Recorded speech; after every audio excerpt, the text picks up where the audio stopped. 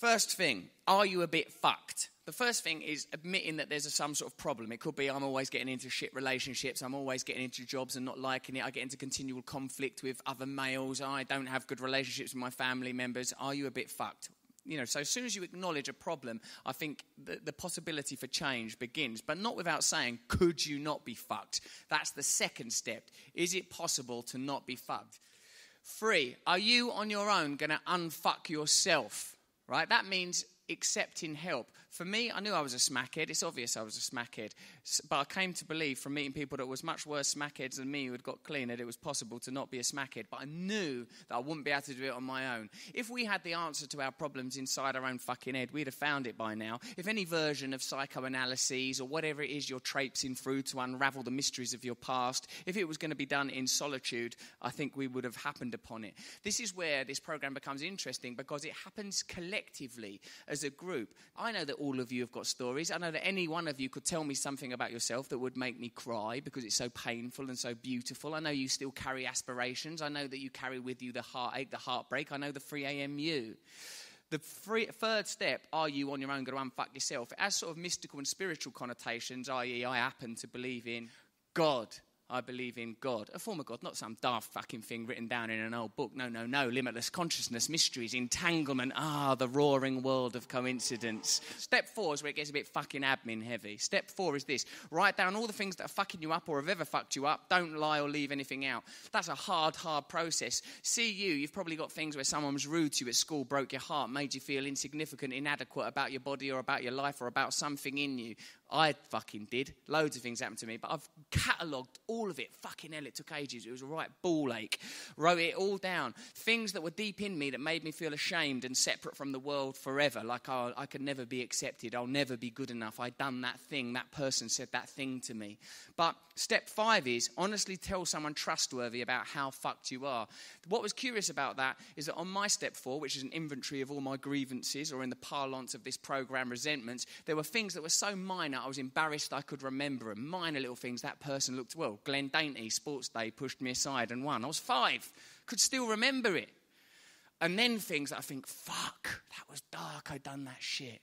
Dark things, self-harming things, harm. And when I told the other geezer that I told this to, because as I say, this program is best practiced in communion, he just went, I've done something like that, that's not that bad. My point is this: that none of us need carry the shame anymore. None of us need live in a pain-based identity anymore. I put it to you that we live with a biochemistry that stimulates fear and desire in order that we may survive. You need fear, get on your fucking toes, watch yourself out on them planes. You need desire to get out there and hunt and procreate. But when you live in a culture that continually stimulates fear and desire in order to make you a better consumer, these biochemical advantages and imperatives become problematic. That's what I'm saying we're living in now.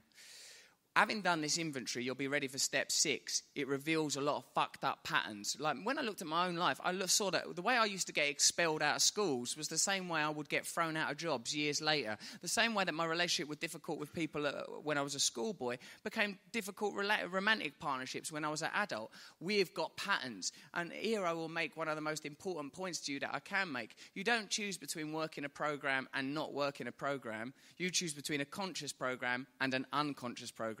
You are already working a program without question. You are working in the conditioning of your culture, your class, your family, and your school. You are the person that you were told to be, for good or for ill. What this is an opportunity to identify your patterns and your behaviors so that you can form a better aspect of yourself. I feel that we live in a culture that exacerbates and provokes the lower aspects of our nature, the fear, the desire, the lust, in order that we will be good consumers, and ignores the fact that we are altruistic, kind, loving, and sweet. Them things get a little bit lost sometimes. Step 7, are you willing to live in a new way that's not all about you and your previous fucked up stuff? You have to.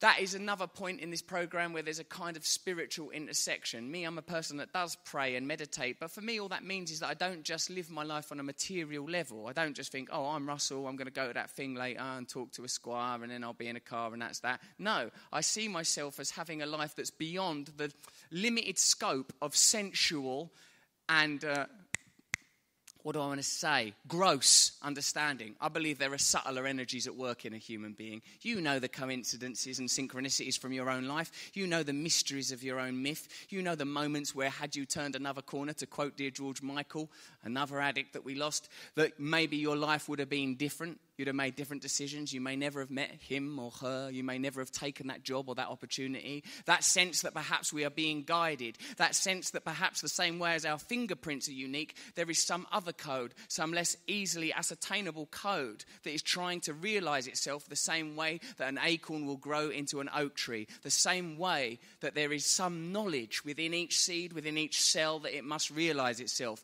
If your consciousness is in attunement with this energy, then I think there are rich possibilities for us as human beings. 8 and 9, step 8, prepare to apologize to everyone for everything affected by your being so fucked up. If you've been a drug addict for any serious amount of time, you've caused some real damage to people. Or if you've been a person that's just put yourself first a lot, you will have caused real damage to people. I did. And part of my journey has been going and making amends, not just because restitution and apology are good, fine spiritual things to do, but also to remind me that I don't do that sort of thing anymore. Now when I feel the casual urge to be dismissive of people, something in me reminds me, don't treat other human beings as a commodity. People don't only exist to serve you. Every single one of us in this room has our own little story, has our own little pain, has our own little journey, and none of us needs to be subjugated into one another's lives. But there's some of us have a tendency to insert ourselves into other people's drama. Some of you are like, why do I always go out of arseholes? And those of us that are arseholes are very grateful for your arsehole attraction. But you may be right. It may be better if you looked at your code, looked at your programming, looked at the kind of relationships you're drawn into. Step 9 is, having made a list of all the people you've damaged, you become willing to make amends to them, unless you making amends would fuck their shit up bad for them. E.g., you don't go, mate, I'm ever so sorry, I've been having an affair with your wife. That was wrong. If that person doesn't know that, you've just made their life far, far worse. It's a program of spiritual growth and development. The final 3 steps, 10, watch out for your fucked up behavior and thinking and be honest when it happens. 11, stay connected to your new perspective. That is an interesting thing, and that's where prayer and meditation become quite important. Like, there will be times in a day when you let go. You know, when you see a cyclist and a cab driver about to have a row in the street, they've let go. They've let go of the connection, haven't they? All that matters in that moment is, I'm going to fucking kill you. But if you were able to talk to them and go, mate, you've got your fucking family, your kids. Are you willing to give your life up? There have been moments in my life where I've done it too, where I've gone, I'll fucking put all the chips of my life, I'll put on that. So I'll gambled a lot on you, mate. I'll fucking kill you. And like, for what? For what? For some moment. It doesn't mean anything. So the step 11 becomes, with step 10, you're constantly observing your patterns. You're watching your mind work. Oh, look, I'm doing that shit again. Step 11 is you remain connected. So that you'll notice it. If someone provokes you, check me. I am easy provoked. If I feel men are not being respectful to me, I'm provoked. Because I'm not a conventional male. I grew up in a very conventional male environment. If I feel intimidated or threatened by men, I feel I have to overcompensate for that. But I know that about myself now, so I'm not entirely governed by it. The 12th step is where you dedicate your life to helping other people, where we unpick the great problem of our age: self-centeredness, narcissism, obsession with self, my hair, my products, this lovely little fucking Alexander McQueen little skeleton thing.